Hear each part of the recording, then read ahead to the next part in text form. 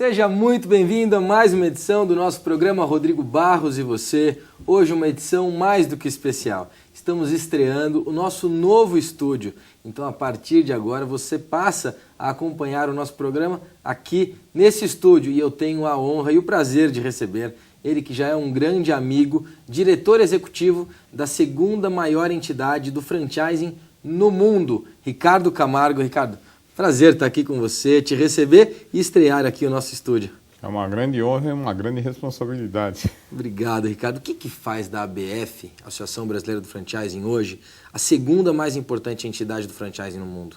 Bom, primeiro que o Brasil passa por uma fase de crescimento acentuada e o sistema de franchising coincide bem com os ideais brasileiros, né, que de altos juros, que isso favorece de forma indireta o crescimento do setor de franquias. Sim. Nós somos o quarto país do mundo em número de marcas, o sexto em número de unidades. Quantas marcas são? 2.000 hoje no mercado já em 2.000. atuação. O primeiro é a Coreia. Primeiro a Coreia, segundo os Estados Unidos, terceiro a China e o quarto o Brasil. O modelo de franchising foi, na verdade, inventado nos Estados Unidos. Sim, e é onde é o berço e é onde tem o maior número de operações. São quase 800 mil unidades de venda. E o que fez com que a Coreia se tornasse a primeira no mundo? Número de marcas, porque eles têm muitos conceitos e o governo tem uma lei de incentivo muito forte ao sistema de franchising. Perfeito. Então, todas as empresas que atuam no varejo ou nos serviços são franquias. Tem uma coisa muito interessante no franchising. Hoje, o empreendedor brasileiro, ele passa a ganhar uma nova característica de governança, de planejamento, de modelo de negócio. E isso está diretamente alinhado ao franchising. Como é que está essa cultura do empreendedor? Quais são as maiores dificuldades daqueles empreendedores que querem ingressar no setor de franchising? Já tem o seu negócio, aquele negócio já é muito bem sucedido, mas ele não consegue despontar no franchising. Ele precisa transformar a empresa numa cadeia, numa rede, né? Para que isso aconteça, ele tem que fazer alguns investimentos. Sim. Principalmente na área de treinamento, para transmitir esses conhecimentos, esse modelo de negócio a outras pessoas que não o conhecem. Então, ele tem que fazer todo esse processo de transformação, né, e de transmissão. Tem que ter uma estrutura para dar um acompanhamento, e até porque o mercado hoje é muito maduro, a competição está muito acirrada. E a empresa que não desenvolver ferramentas para fazer não só o acompanhamento do franqueado, como também novas tecnologias, inovação no seu negócio, criação de novos projetos, sempre lançamento de novos produtos, Sim. Um marketing muito agressivo. Então, quem não fizer isso está fora do mercado. Você, Ricardo, desde quando está no franchising? Já há 25 anos. Né? 25 anos? Começou com 12. Mais ou menos. 25 anos de franchise, eu praticamente comecei a carreira dentro do franchise, dentro do McDonald's, né? Eu ocupei todos os cargos. Você tem uma coisa curiosa, você chegou a vice-presidente do McDonald's, mas entrou como trainee no McDonald's. Trainee, no processo normal de seleção, e foi uma opção de vida. Eu tinha uma indústria anterior, né, um passo anterior, até que um dos planos governamentais me derrubou um pouco. Sim. E aí eu optei por ter um negócio, fazer um investimento no McDonald's, que tinha naquela altura 8 lojas no Brasil, né? Aliás, isso é interessante, né? O plano que atrapalhou você, atrapalhou milhares de brasileiros. E aí é por isso que em 2008, quando o mundo viveu aquela crise nos Estados Unidos, o Brasil realmente, o presidente Lula disse que passaria por uma marola, e foi. O brasileiro está tão acostumado com crise que sempre é mais fácil, né, superar esse tipo de coisa. Isso faz dos empresários e também dos executivos brasileiros terem um handicap maior aí no mundo dos negócios, Sim. Porque nós vivemos tantas realidades diferentes, com tanta inflação, tantos planos econômicos, né? E aí a gente acostumou a tomar decisões, às vezes, mais sábias e às vezes também que levam ao insucesso, mas de certa forma você tem mais mecanismos de defesa. Quais são as principais características do empreendedor brasileiro na área do franchising? Como é que o empreendedor brasileiro, na verdade, pode se diferenciar do empreendedor americano, europeu? Bom, primeiro que o Brasil é um país que está se abrindo agora a negócios de varejo, principalmente estrangeiros, né? Sim. Tem uma titularidade nacional muito forte. Tanto isso que na franquia 94,5% das empresas, das 2.000, 94,5% são nacionais. Perfeito. Você tem um volume de empresas estrangeiras da ordem de 130 a 140 companhias, o que é ridículo, é muito pouco, né? Sim. Por isso, muitas companhias hoje estão querendo vir para o Brasil. Então, o nível de nacionalização é muito forte. Agora, os acidentes de percurso é que motivaram isso. Quer dizer, o fato do Brasil ter, e ainda tem um dos juros mais altos do mundo, né, deu um impulso ao sistema de franquia. Porque as redes queriam crescer, o território é muito grande, o mercado é muito grande, e você não tinha capital com juros baixos para subsidiar essa operação. Aliás, como é que você avalia essa iniciativa do Banco Central em manter os juros baixos, que era, na verdade, uma preocupação no governo Lula? Era o seguinte: subir a inflação na hora, sobe juros para reduzir a inflação.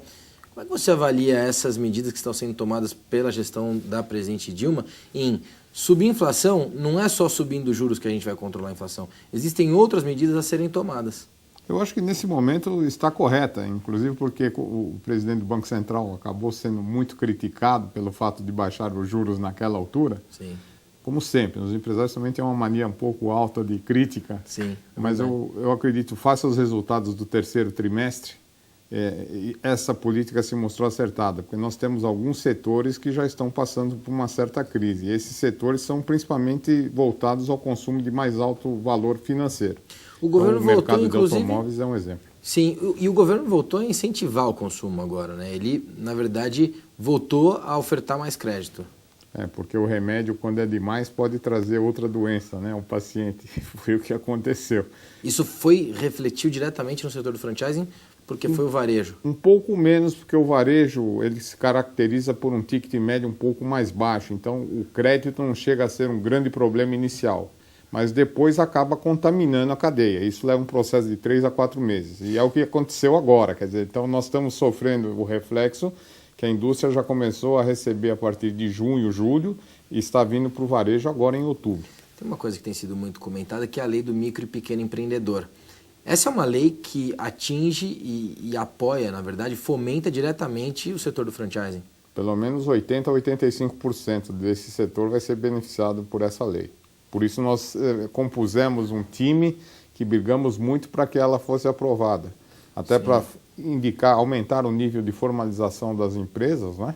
Que é uma das nossas bandeiras, porque você ter concorrentes que não pagam impostos é muito difícil.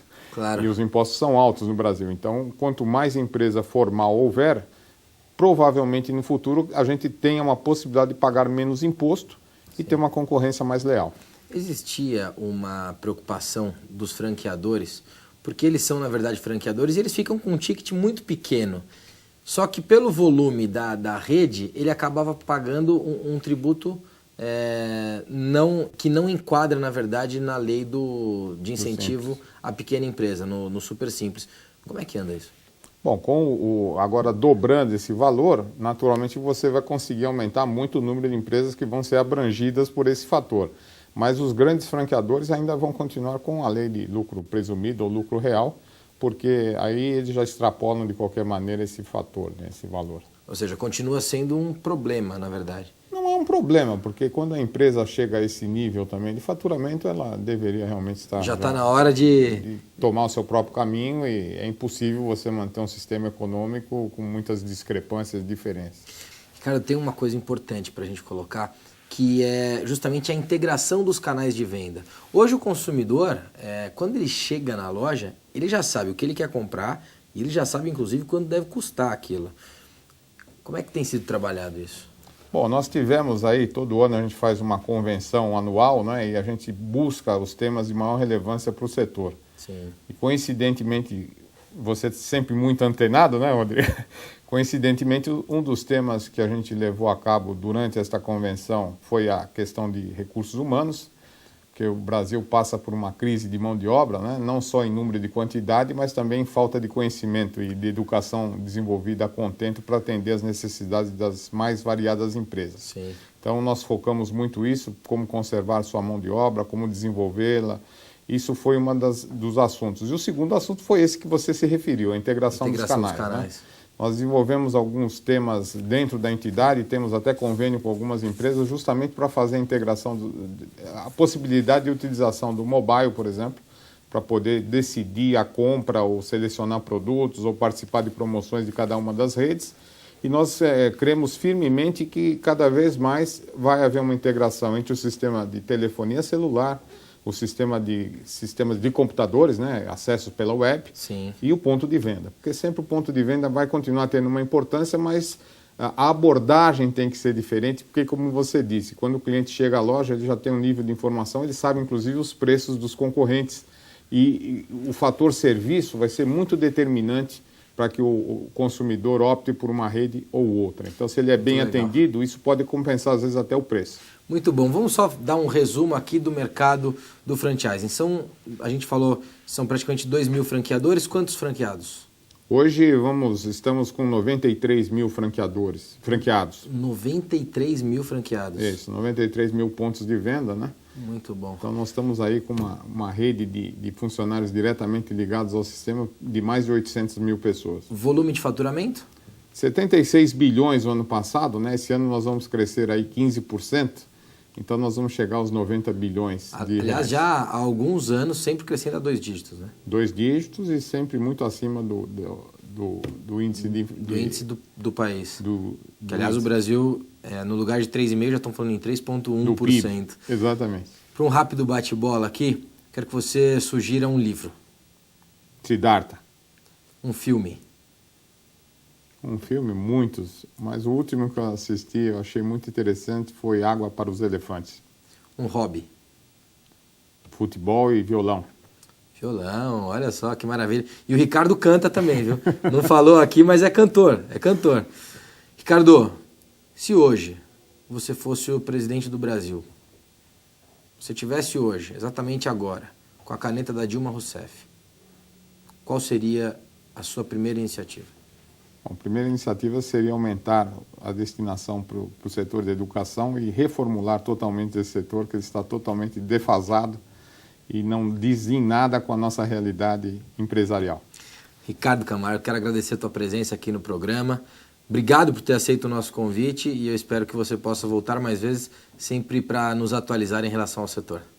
Um prazer estar com você no dia da inauguração do seu estúdio. É verdade, espero hoje é um que dia cada especial. vez mais você continue crescendo no meio televisivo, né? Obrigado. E somos muito parceiros e eu tenho muita satisfação de estar aqui nesse primeiro dia. Obrigado. Esse foi Ricardo Camargo. Nós vamos a um rápido intervalo e daqui a pouco a gente volta com Paulo Neto Leite, ex-presidente da DEDIC. Continue com a gente.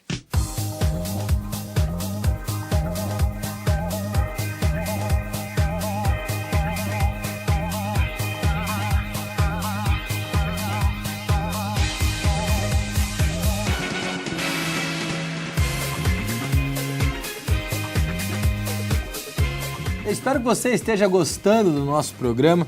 Eu estou agora com o meu HP EliteBook para convidá-lo a acessar o nosso site rbevocê.com.br. Lá você poderá saber mais sobre esse e outros programas. Não perca tempo.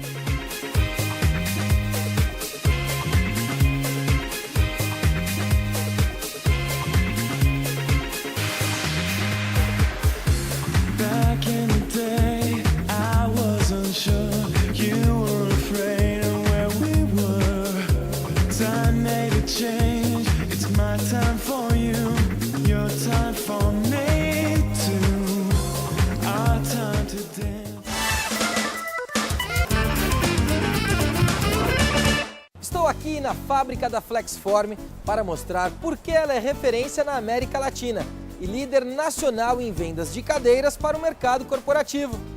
Seus produtos são fabricados com a mais alta tecnologia. A única do segmento no Brasil com laboratório acreditado pelo Inmetro.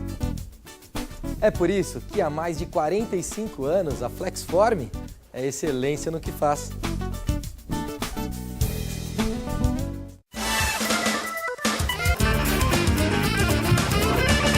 Ele é português, autêntico, português de Portugal.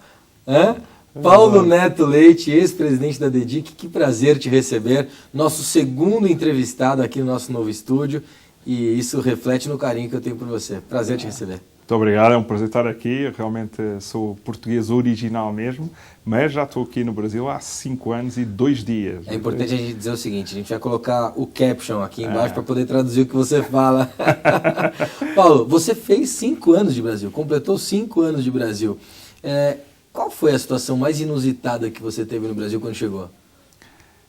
Rodrigo, talvez a grande diferença e aquilo que marcou mais, estamos a falar também do que é um dos grandes diferenciais do Brasil, que é a dimensão. Sim.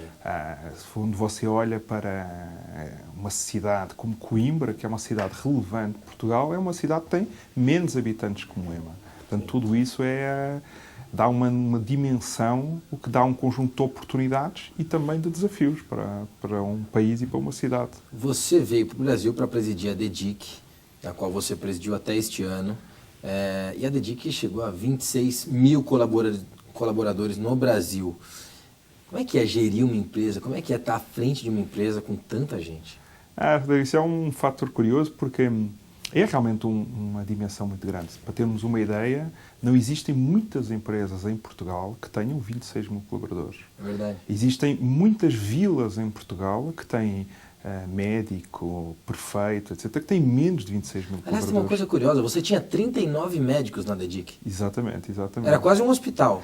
Tem muitos hospitais em Portugal que não têm 39 médicos no quadro. Portanto, gerir uma empresa com 26 mil, eu quando cheguei a DEDIC tinha 12 mil pessoas, em 5 anos mais que dobrámos o tamanho, dá um conjunto de desafios porque você tem que preparar toda uma estrutura para recepcionar as pessoas, treinar as pessoas, a capacitação. Uma das principais iniciativas que você tomou na DEDIC foi a questão de treinamento, foi a Universidade Corporativa DEDIC. Exatamente. Fale sobre isso. O setor de contact center tinha um desafio interessante, que era preciso pessoas capacitadas, treinadas, e elas não existiam em número suficiente no mercado. Sim. E, ao mesmo tempo, nós gostaríamos também e era um dos grandes desafios que eu estou, tanto que eu, quando assumi também a presidência da Associação Brasileira de Empresas de Contact Center, a ABT, um dos grandes desafios que nós tínhamos era profissionalizar o contact center. O contact center não podia ser um desafio, não podia ser um emprego intermédio enquanto você fazia outra coisa. Sim. Então, em vez Na verdade, esse mercado, muitos dos funcionários é o primeiro emprego. Exatamente. Cerca de 75% das pessoas que entram no contact center em qualquer país, estamos a falar do primeiro emprego. São pessoas que a maior parte das pessoas não tem, das pessoas que nos estão a assistir, não têm a noção dos desafios que isso representa. Estamos a falar de pessoas que nunca viram um olerite na vida.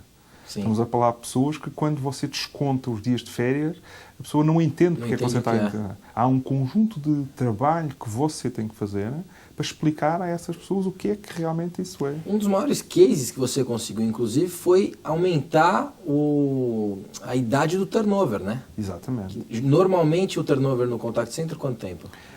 As pessoas ficam, em média, num ano você roda uma empresa toda. Em um ano? Um ano. E portanto, você conseguiu na DEDIC? Nós conseguimos reduzir isso para metade. Porquê? Primeiro, a iniciativa, como você referiu, da universidade, ela fideliza as pessoas, porque você dava um incentivo a quem queria estudar e criava condições para que ela... Nós temos que ter noção de que nem todas as pessoas que não vão para uma universidade o fazem por vontade própria. Sim. Elas muitas vezes o fazem porque os pais decidiram, olha, eu não posso mais continuar bancando você tem que ir trabalhar. Claro. Portanto, o desafio foi criar uma oportunidade que permitisse que as pessoas conciliassem a vontade de estudar, porque as pessoas têm vontade. Claro. A vontade de estudar, com a necessidade de você ter uma renda. Aliás, você acha que as pessoas... Você falou em vontade de estudar. Sim. Você acha que hoje isso está mais aflorado? As pessoas realmente perceberam a necessidade? Essa classe C, tem se falado muito em meritocracia. Uhum. Isso tem sido percebido? Eu acho que é inevitável, porque todos os desafios que o crescimento traz, de maior complexidade, fazem com que as pessoas tenham uma necessidade de se atualizar. Sim. E você hoje tem uma difusão do conhecimento maior e quando você difunde mais informação, a pessoa também se sente mais ou menos preparada. Tudo isso traduz em novos desafios. As pessoas têm vontade. Como é óbvio, o mundo é uma distribuição normal. Há as pessoas que têm muita vontade, há as pessoas que não têm vontade nenhuma, mas as pessoas, na grande maioria, têm vontade de se manter atualizadas, elas querem continuar a estudar, querem se manter atualizadas, querem poder servir melhor. Como é que se avalia o plano educacional que o Brasil tem, a gestão da educação no Brasil, como é que se avalia isso? Eu acho que isso é um dos maiores desafios. Isso é um dos maiores desafios que nós temos aqui no país a enfrentar, é conseguir não fazer com que exista esse famoso apagão de mão de obra. Porque você tem que capacitar as pessoas em questões base e não adianta você investir na universidade. Porque você não pode não investir durante 10, 12 anos e esperar que em 3 anos nós vamos conseguir compensar isso. Nós temos que nos lembrar que planos educacionais são planos de longo prazo, são planos geracionais. É verdade. Você tem que apostar que você vai fazer agora mudanças no ensino fundamental, que você vai ter retorno daqui a 20 anos. É um exemplo que fez uma Índia. Ô Paulo, e você acha que o empresário ele acaba reclamando muito do governo na questão da educação? E às vezes iniciativas como você e teu time tomaram na DEDIC não poderiam ser feitas em maior escala? Porque essa iniciativa... Aliás, tem uma frase do Jorge Gerdau que é muito inteligente. Ele diz o seguinte: se você está preocupado com o funcionário que você irá treinar e ele vai para a tua concorrência, se preocupe com o funcionário que você não vai treinar e ele vai continuar trabalhando para você. Exatamente. Esse é o que faz mal para a tua empresa. Eu acho que eu tenho uma outra frase que eu gosto de utilizar, que é: se você acha que a educação tem um custo alto, é porque você não sabe o custo da ignorância. É verdade. E quando você... Se você acha a educação cara, experimente a ignorância. É isso aí. Portanto, todos estes... como é óbvio, o mais fácil, o mais cómodo é reclamar dos impostos altos, da educação, etc. Devemos continuar a combater para que nós tenhamos um Estado que sirva mais à população. Sim. E a população e as empresas. No entanto, você pode ter 2 atitudes: ficar reclamando ou realmente tentar mudar as coisas. Sim. E quando nós, na DEDIC, fizemos essas e outras iniciativas, como o projeto Retorno ao Trabalho, que é tentar olhar para pessoas de mais 45, 50, 55 anos e chamá-las para a empresa com a oferta da universidade. Sim. Porquê? Porque realmente são pessoas que, essas sim, se calhar nunca tiveram a oportunidade de estudar, mas querem o fazer. Claro. Querem têm essa vontade de o fazer, têm essa vontade. Existia um percentual alto da pessoa ir trabalhar justamente por conta da universidade. Exatamente. Porque era algo que a pessoa tinha uma oportunidade de conseguir conciliar as 2 coisas. Levar dinheiro para casa, que muitas vezes, o que falámos há pouco, era uma necessidade. É verdade. Com, ao mesmo tempo, continuar estudando. Paulo, o que aconteceu na Europa? Rodrigo, eu acho que isto é como um acidente, nunca é um conjunto só de um erro, não é um efeito de apenas um erro, é um efeito de apenas um conjunto enorme de razões. A Europa teve um conjunto de medidas no passado que produziram uma geração, eu acho que isso é uma questão geracional, que teve conjunto de, vamos lá ver, de desafios que não conseguiu ultrapassar. Se nós olharmos, por exemplo, para Portugal e fizermos uma comparação... Essa geração ficou acostumada a viver com pouco desafio, inclusive? Exatamente.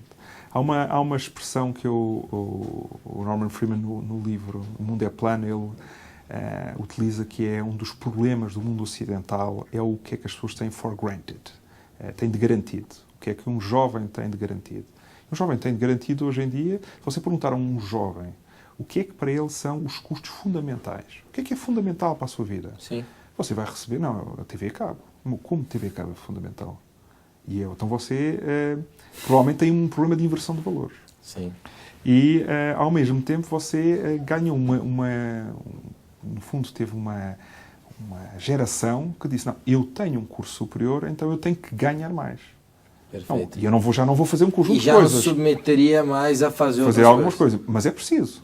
Então, lá está. Esse é o desafio que você não pode ter aqui no Brasil. Nós não podemos aqui cometer o mesmo erro. Não. Agora todo mundo diz: não, agora todo mundo vai estudar na universidade. Ok, está certo, mas você tem necessidade... Aliás, esse ponto é importante. O modelo do novo jovem, esse jovem da geração Y, ele é totalmente imediatista, né? Completo. Ele quer tudo para ontem, tudo na verdade. Para ontem. Ele acha que essa questão da meritocracia, em 3 meses ele quer entrar como estagiário e sair como presidente em 3 meses. E já está a dar muito tempo, porque ele acha que em 2 ainda dá para fazer. Em 2 ainda dá para fazer. Essa desindustrialização, que é o que está acontecendo no Brasil, como é que você avalia isso? Será que de fato a gente vai conseguir manter uma qualidade na produção e agregar tanto valor da forma que tem sido falado nos nossos produtos? Eu acho que nós temos aqui no Brasil muito boas características. Nós temos matéria-prima muito boa, vasta, e algumas medidas quem estava de fora, isto é engraçado, porque eu já olhei para o Brasil tanto fora, e agora hoje consigo olhar para o Brasil estando aqui dentro e olho para a Europa e para o resto de fora. Sim. Algumas medidas que eu achava que eram demasiado protecionistas, hoje eu entendo que fazem sentido.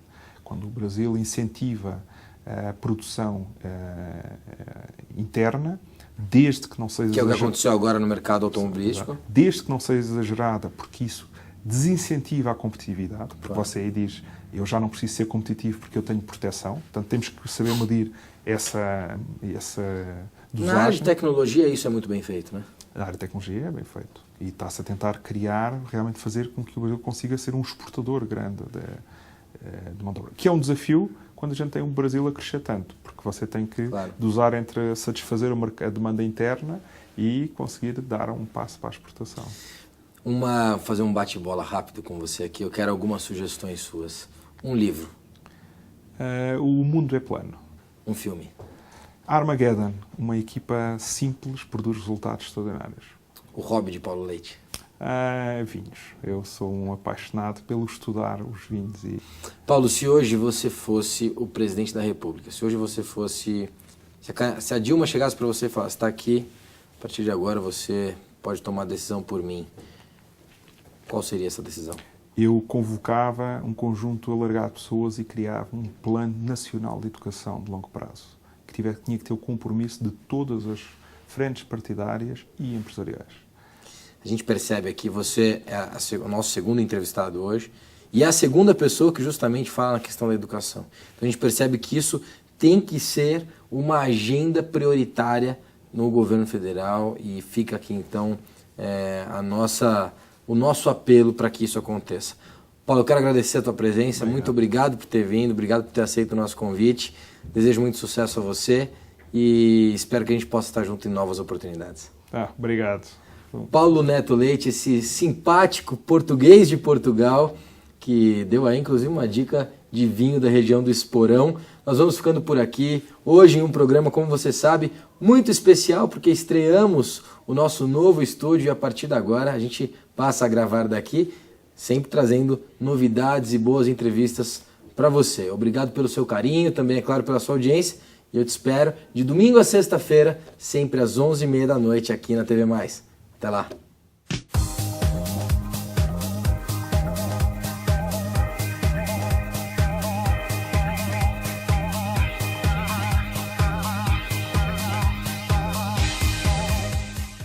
Estou aqui na fábrica da Flexform para mostrar por que ela é referência na América Latina e líder nacional em vendas de cadeiras para o mercado corporativo. Seus produtos são fabricados com a mais alta tecnologia.